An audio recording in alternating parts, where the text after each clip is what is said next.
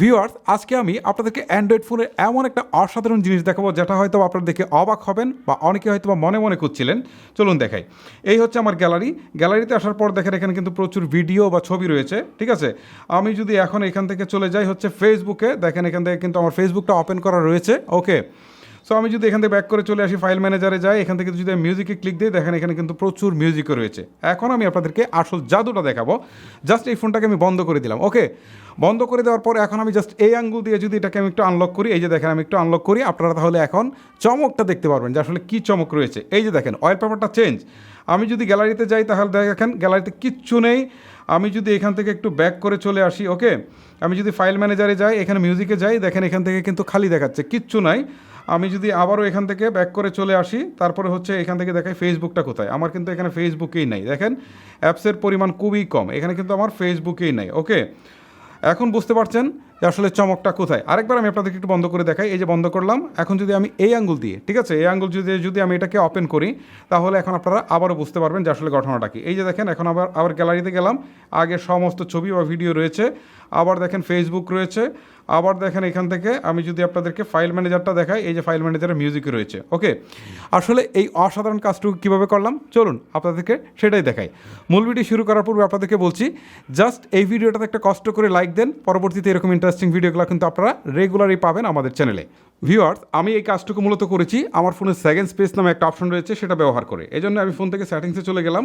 সেটিংসে আসার পর আপনাদেরকে একটু কাছ থেকে দেখায়, এইদিকে স্ক্রল করে আসার পর নিচের দিকে একটা অপশন খুঁজে পাওয়া যাবে, সেটা হচ্ছে স্পেশাল ফিচার্স নামে, ঠিক আছে। এই যে দেখেন স্পেশাল ফিচার্স। ওকে, স্পেশাল ফিচার্সে আমি একটা ক্লিক করলাম।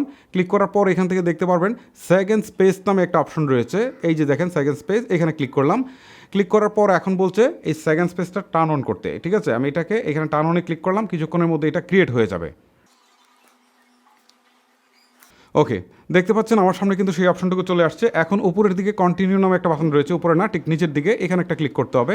ক্লিক করার পর আবার কন্টিনিউ বাটনে প্রেস করবেন। এখন সেট নাওয়ে একটা ক্লিক করবেন, ঠিক আছে। এই সেট নাও একটা ক্লিক করলাম। এখন এখান থেকে আপনার ফোনে যদি কোনো পাসওয়ার্ড দেওয়া থাকে, সেই পাসওয়ার্ডটা আগে দিতে হবে, ঠিক আছে। আমি আমার পাসওয়ার্ডটুকু দিয়ে দিচ্ছি। পাসওয়ার্ড দিয়ে দেওয়ার পর হচ্ছে আমি নেক্সট বাটনে ক্লিক করছি। এখন আপনাকে নতুন করে একটি পাসওয়ার্ড সেট করতে হবে, ঠিক আছে। আমি ধরেন এখান থেকে 1 2 3 4 5 6 এই পাসওয়ার্ডটা দিয়ে আমি কন্টিনিউ বাটনে প্রেস করলাম। এই সেম পাসওয়ার্ডটা আবারও দিতে হবে। ওকে দিলাম, দিয়ে আমি ওকে করে দিলাম।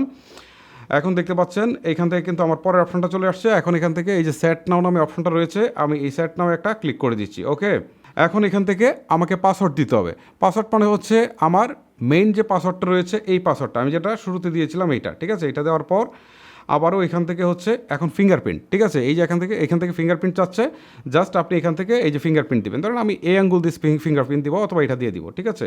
এখন দেখেন এই যে এখান থেকে ফিঙ্গারপ্রিন্টে ক্লিক দিলাম, দেওয়ার পর এখান থেকে পাসওয়ার্ড চাচ্ছে, ঠিক আছে। আমি 1 2 3 4 5 6 এটা দিয়ে আমি নেক্সটে ক্লিক করে দিচ্ছি।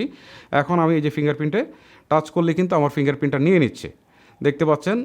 এখান থেকে কিন্তু আমার ফিঙ্গারপ্রিন্টটা আমি দিয়ে দিচ্ছি।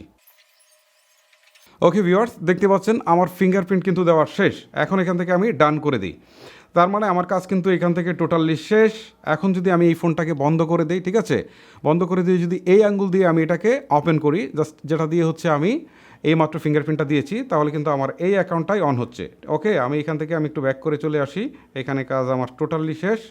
ওকে, সো এখন আপনারা জাদুটা দেখতে পারবেন। এই যে দেখেন এখন আমি গ্যালারিতে গেলে এখানে কিন্তু তেমন কিছুই নেই, ঠিক আছে, কোনো ছবি নেই। তারপর হচ্ছে যদি দেখেন ইন্টারফেস, এখানে কোনো ফেসবুক নেই বা ইয়ে নেই, সব কিছুই কিন্তু এটা নিট অ্যান্ড ক্লিন, মানে একটা ফোন একদম নতুন হয়ে চলে আসছে।